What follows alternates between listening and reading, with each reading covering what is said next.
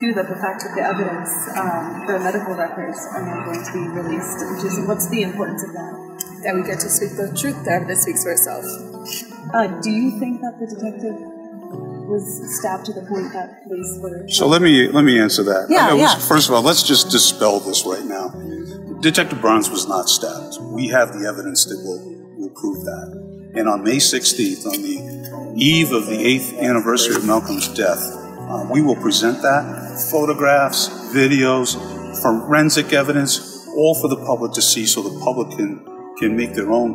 The version that was put out by the Bristol County District Attorney, Sam Sutter, was a false narrative. The mayor, another false narrative.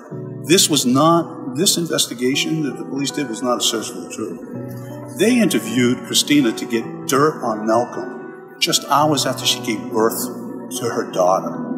They didn't even wait. They were already, let's figure out how we can give the public a scapegoat. And that's exactly what they did. Another thing, they say they tried to tase Malcolm first. Well, that's not true. We have the evidence that shows that Malcolm wasn't tased until between the 3rd and 4th shot. Again, another lie. We also have evidence that will show that he was not advancing on Detective Sylvia. He wasn't within 5 feet of Detective Sylvia, like Detective Sylvia said. Detective Sylvia's showcases were found 35 feet away. And so he shot Malcolm as Malcolm was running away. And the only reason that Malcolm found himself in this spot is because he's on video at the basketball court and he makes some kind of handshake. And the detectives say, we don't know who this kid is, so let's go roll up. And that's their words. Let's go roll up on this kid and find out who he is. It's not as though this kid had committed a crime. It's not as though they were making a felony stop. They just wanted to know his name. But that's not what happened.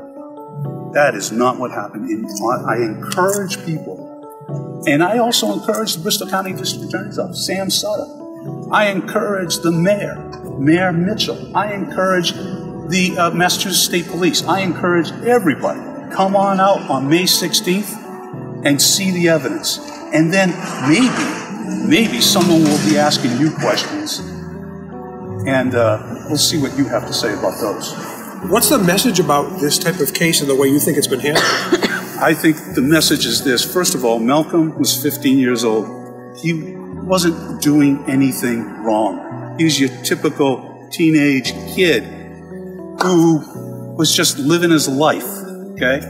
And here you come with the gang unit. Speaking about gangs, here the gang unit come in like a bunch of yahoos, and within a matter of moments of them arriving, Malcolm is dead. So, and then the investigation. It is when we need to, this community needs to know the truth. That's why Malcolm's family settled. Not for the money. I mean, people all over social media are saying that she's traded the soul of her brother for money. That's not why she settled. She settled for the opportunity to get all the evidence and to present this evidence to the community. The community that deserves the truth about what happened to one of its own members. And if the district attorney wouldn't do that, if the state police wouldn't do that, if the New Bedford police wouldn't do that, rest assured, we will. Because the truth still exists. We have it. And the truth matters, and we will tell the truth. So I encourage everybody to come out on May 16th. We'll announce the time, and we'll announce the place. Thank you.